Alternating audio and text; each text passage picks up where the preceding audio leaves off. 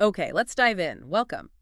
We're going to unpack the source material you shared on academic publishing, tailored just for you. Sounds good. The aim is basically to cut through and find the core insights, right? How quality works, what services are out there. Exactly, get straight to it. And the material, it seems to have two clear strands, wouldn't you say? Yeah, definitely. It's like you've got the bedrock of academic trust on one side, Peer review. peer review, yeah, Yeah. and then on the other, the sort of practical nuts and bolts needed for publishing more broadly. Right. So let's tackle that first one, the foundation peer review in those, top academic journals.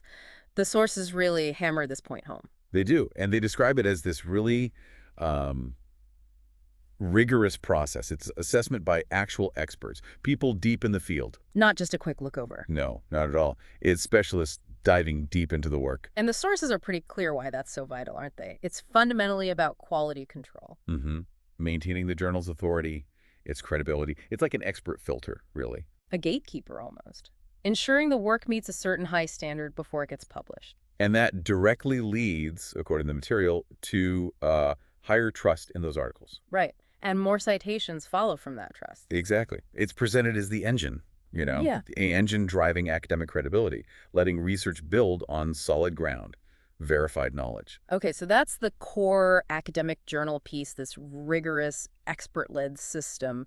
But then, like you said, material pivots. Yeah, it shifts focus to the support side of things, Hmm. brings up a company, Siliconchips Services. And highlights that they offer this broad range of publishing services. Crucially, beyond just journals. Yeah. That seems a key point in the sources. It does. It lists things like editing and publication support, but specifically for books, too. And typesetting, getting the text ready for print or screen. eBook conversion design. It's quite a list.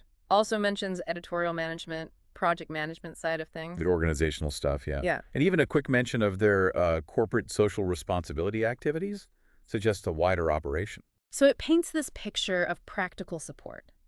The infrastructure needed for all sorts of publications, not just those high-level academic journals we talked about first. It's the support for the wider ecosystem. Books, digital formats, you name it. So you've got these two elements presented. The intense focus on peer review for quality in one specific area. The academic journals, yeah. Yeah. And then this broader set of practical services needed to get any publication actually produced and out there, like the Siliconchips example shows. It does raise that interesting dynamic, how those two parts fit together in the publishing world. Definitely. So thinking about what this means for you, the listener, Yeah. we've seen from the sources how vital that expert peer review is for trust, for authority, specifically in academia. And we've also seen the sheer variety of practical services, like those from Siliconchips that support everything else, books, eBooks, the whole publishing landscape.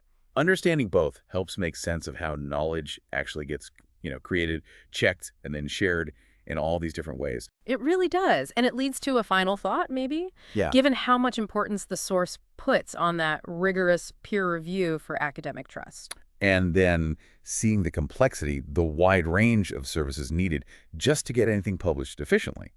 What really stands out to you about that balancing act? Publishers juggling that deep quality control with the need to get information out quickly and in so many different formats these days. Yeah, quite the challenge, something to perhaps mull over.